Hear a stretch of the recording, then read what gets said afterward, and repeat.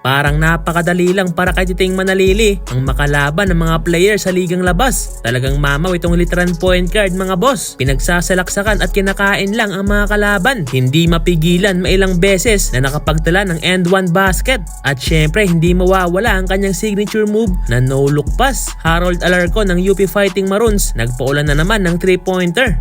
So pangatlong laban na ni Titing Manalili sa isang ligang labas na ginaganap ngayon sa Leyte. Kasalukuyan niyang 2-0 win-loss record ang kanyang team na Mixed Dental. Samantalang mga kalaban nga nila ngayon ang kupunan ng JV Enterprise. First quarter ay nagpamalas kaagad ng step back 3-pointer itong si Steve Nash Enriquez. Ngunit nakabawi rin kaagad ang kalaban. Walang depensa. Ngunit gandang assist naman ang pinakita dito ni Manalili sa sumunod na position. Masyadong mainit naman itong kanilang kalaban. Titing Manalili another assist na naman kay Alarcon. Easy 2 points. Back-to-back 2-pointer pa nga ginawa dito ng UP guard dahil sa fast break na to. Naitala naman ni Manalili ang kanyang unang field goal dahil sa end one basket na to at naipasok pa nga niya ang bonus free throw. Maraming turnovers ang binigay ng kalaban na nagresulta naman sa mga easy 2 points ng Team Mixed Dental. Harold Alarcon, mid-range naman ang kinamada. Samantalang dalawang sunod naman na mintes sa basket ang pinakita nitong si Manalili. Abante na ng 9 points ang Team Mixed Dental dahil sa driving floater nito ni Enriquez. Alarcon hindi mapigilan sa opening quarter, another driving layup na naman. At eto namang si Manalili gustong makisali, pumakitang gilas na.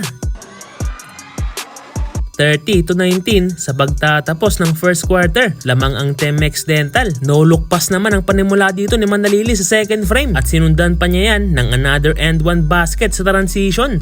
At eto pa, kinain lang ang kalabang sumabay sa kanya at sinundan pa yan ng isa na namang tres na Alarcon. Kaya lumobo na ang kalamangan 56-44 and the first half lamang pa rin ang team ni Titing. Third period naman nang kumamada ng 7-0 run ang kalaban. Bama na lang sa 5 ang kalamangan ng Mixed Dental. Pero eto namang si Manalili pamatay sunog, kinakain lang ang depensa ng kanyang bantay at pinakita na naman ang kanyang passing skills inside the paint. Easy 2 points for his teammate. Ang kaso nga lang balik sa kalaban ang momentum na tabla na ang laban dahil sa 6-2 run na kinamada ng kalaban. Ngunit agad din namang balik ang kalamangan sa Team Mixed Dental dahil sa X-Factor na dala ni Manalili. Halos karamihan ng puntos ng Team Mixed Dental ay nanggaling dito kay Titing. Kaya natapos ang third quarter na lamang pa rin sila 72-64 sa pagtatapos ng third frame. Fourth quarter ay nagsushowtime na lang itong team ni Manalili. Ito nga't panoorin na lang natin ang buong highlights ng fourth quarter.